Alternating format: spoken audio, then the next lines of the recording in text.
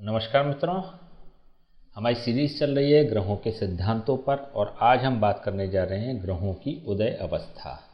ग्रहों की उदित अवस्था में 3 कंडीशन बताई गई हैं लिटरेचर्स में। पहली कंडीशन होती है पृष्ठोदय ग्रह, सेकंड है शीर्षोदय ग्रह और थर्ड होती है उभयोदयी ग्रह। 3 तरह की कंडीशन होती है। देखिए, इसका थोड़ा सा मतलब समझ लेते हैं पहले। पृष्ठ मतलब लास्ट, शीर्ष मतलब प्रारंभ और उभय मतलब बीच का भाग, मध्य का भाग।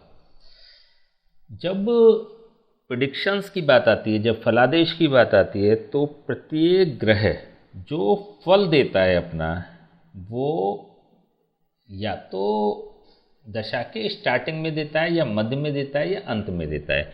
तो ये पहले से फिक्स होता है, ये उसके अपना स्वभाव होता है कि वो कब देगा।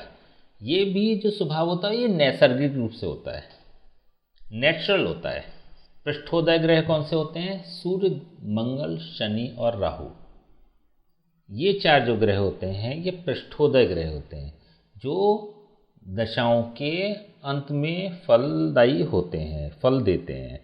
अगर कोई मेजर आपको इफेक्ट नज़र आ रहा है, कोई मेजर फलादेश नज़र आ रहा है, शुभ या अशुभ किसी भी प्रकार का, तो उसका जो कंडीशन होगी फल देने की, मान लीजिए कोई दशा 1 साल की है, तो 1 साल के अंत वाले भाग में वो अपना असर देता है। जैसे अभी हमने लास्ट एपिसोड में भी बात करी थी, अगर आपको ध्यान हो तो हमने बात करी थी कि सूर्य, मंगल, शनि और राहु ये अशुभ ग्रहों की श्रेणी में आते हैं। ठीक है, लास्ट वाला एपिसोड आपको देखना पड़ेगा इसके लिए। अशुभ ग्रह है या पापी ग्रह है, पापी ग्रहों की श्रेणी में आते हैं। तो जितने भी पापी ग्रह होते हैं, जैसे कि सूर्य, मंगल, शनि और राहु, ये दशाओं के अंत में अपना शुभ या अशुभ फल प्रदान करते हैं।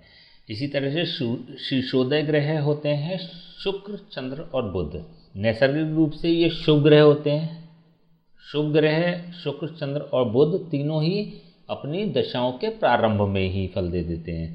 शुभ या अशुभ जितना भी फल होता है वो प्रारंभ में ही दे देते हैं या प्रारंभ से ही दे देते हैं। तीसरे होते हैं उभयोदयी ग्रह, जो मध्य में देते हैं, जैसे गुरु। गुरु का फल हमेशा जब भी मिलेगा तो दशा प्रारंभ होते ही नहीं मिलेगा, वो जब मध्य की स्थिति में पहुंचेगा तो उसका वो पीक होता है या फिर मैच्योरिटी वाला समय होता है। ठीक है, तो जैसा अभी बताया कि पृष्ठोदय ग्रह भोग दशा के अंत में फल देते हैं, शीर्षोदय ग्रह भोग दशा के प्रारंभ में फल देते हैं, उभयोदयी ग्रह भोग दशा के मध्य में फल देते हैं। तो ये थोड़ा सा आपको समझ लेना चाहिए, ये बड़ा महत्वपूर्ण है। अगर सिद्धांतों की बात करें तो ये बात बड़ी महत्वपूर्ण होती है कि जब भी आप प्रेडिक्शन करेंगे तो आप जो जातक है या जो आपको कुंडली दिखाने आया है तो उसको ये बताना पड़ेगा कि जब ये दशा शुरू हुई है तो इसका फल कब मिलेगा। एक्चुअली होता क्या है कि जब कभी बहुत ख़राब समय चल रहा होता है तो एक एक दिन बड़ा काटना मुश्किल होता है और व्यक्ति एक एक दिन इंतज़ार करके उस दशा का इंतज़ार करता है। तो लेकिन होता क्या है कि जैसे गुरु की दशा आने वाली है, बताया गया है कि बहुत अच्छी दशा होगी, तो एक एक दिन काटने के बाद जब वो दशा आती है तो उससे फिर एक इंतज़ार नहीं होता या वो मेंटली प्रिपेयर्ड नहीं होता उस चीज़ के लिए कि दशा स्टार्ट होते ही फल मिल जाएगा।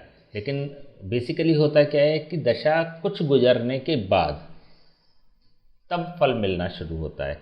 लेकिन शीर्षोदय ग्रह जैसे शुक्र की, चंद्र की, बुध की, ये तीनों ही दशा ऐसी होती हैं कि एकदम फल देने लगती है। नैसर्गिक गुण होता है इनका कि जैसे ही दशा प्रारंभ होती है वैसे ही फल देने लगता है। चंद्रमा और बुध को तो वैसे भी तीव्र ग्रह माना गया है। चंद्रमा को चंचल ग्रह माना गया है, बुध को चंचल ग्रह माना गया है। तो ये तो चंचलता वाले ग्रह होते हैं, तो प्रारंभ में ही फल देते हैं। और शुक्र लग्जीरियस का कारक होता है, तो वैभव का कारक होता है, ग्लैमर का कारक होता है, ये भी स्टार्टिंग में ही अपना फल दे देता है। तो थोड़ा सा ये आपको सिद्धांत याद रखना पड़ेगा और समय समय पे इसका उपयोग भी करना पड़ेगा। जब भी आप प्रेडिक्शन करेंगे तो आपको इस चीज़ को दिमाग में सेट करना है, इस चीज़ को कंसीडर करना है कि जो भोग काल होगा वो प्रारंभ में है, अंत में है अथवा मध्य में है।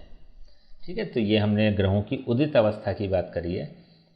नेक्स्ट जब हम बात करेंगे तो हम बात करेंगे ग्रहों की जीव अवस्थाओं की। तब तक के लिए आज्ञा दीजिए। नमस्कार।